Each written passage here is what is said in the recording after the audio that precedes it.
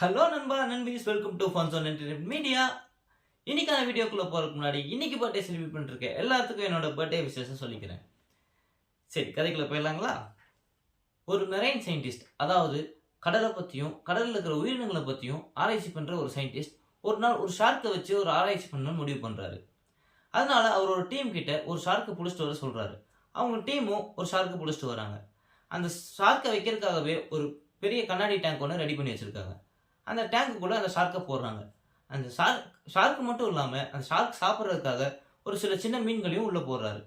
இப்படியே ஒரு 2-3 நாள் தொடர்ந்து இந்த விஷயத்த பண்ணுறாரு. அவர் எதிர்பார்த்த மாதிரியே அந்த ஷார்க் அந்த சின்ன சின்ன மீன்களை சாப்பிட்றது. ஒரு நாள் என்ன பண்ணுறாரு, அந்த ஷார்க் இருக்கிற டேங்க்குக்கு நடுவில் ஒரு கிளாஸ் வைக்கிறாரு, ஒரு ஃபைபர் கிளாஸ் வைக்கிறாரு. அதாவது உள்ளே இருந்து பார்த்தாலும் சரி, இல்லை வெளில இருந்து பார்த்தாலும் அந்த டேங்க் ரெண்டாக பிரிஞ்ச மாதிரி தெரியாது. பட் ஆனால் அவர் ரெண்டாக பிரிச்சிருக்காரு. ஸோ ரெண்டாக பிரிச்சதுக்கு அப்புறம் என்ன பண்ணுறாரு, ஒரு பக்கம் ஷார்க்கையும் இன்னொரு பக்கம் சின்ன மீன்களையும் போடுறாரு. வழக்கம் போல் இந்த ஷார்க் பசி எடுத்து சாப்பிடலான்ட்டு போகுது. அந்த நடுவில் இருக்கிற அந்த கண்ணாடி இருக்கிறதுனால அதனால அந்த சின்ன மீன்களை போய் சாப்பிட முடியறதில்ல.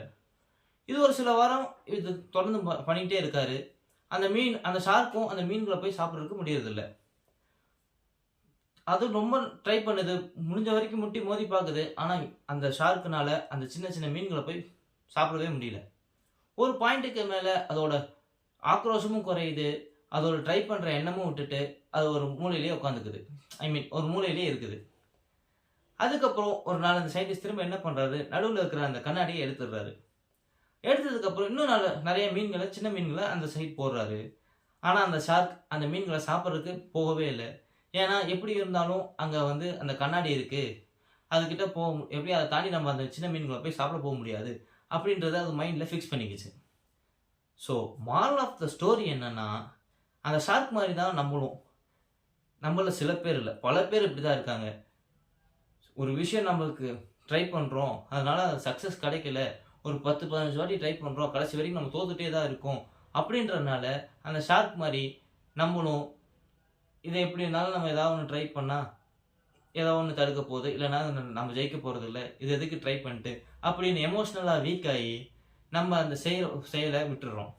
ஸோ ஷார்க் மாதிரி இல்லாமல் கடைசி வரைக்கும் ட்ரை பண்ணிட்டே இருங்க, கண்டிப்பாக சக்ஸஸ் நம்மளுக்கு கிடைக்கும் அப்படின்றத சொல்லிட்டு இந்த வீடியோவை நான் எண்ட் பண்ணிக்கிறேன். இந்த ஸ்டோரியில் வேறு ஏதாவது மாடல் தோணுச்சுன்னா நீங்கள் கமெண்ட் செக்ஷனில் கமெண்ட் பண்ணுங்கள். இந்த வீடியோ உங்களுக்கு பிடிச்சிருந்தா லைக் பண்ணுங்கள், ஷேர் பண்ணுங்கள், நம்ம சேனலை மறக்காமல் சப்ஸ்கிரைப் பண்ணிடுங்க. அடுத்த வீடியோவில் உங்களை சந்திக்கிறேன். அது வரைக்கும் டாடா பை சொல்லிக்கிறது நான் உங்கள் பாலா, அண்ட் இது நம்ம ஃபன் ஜோன் என்டர்டைன்மெண்ட் மீடியா. பாய்.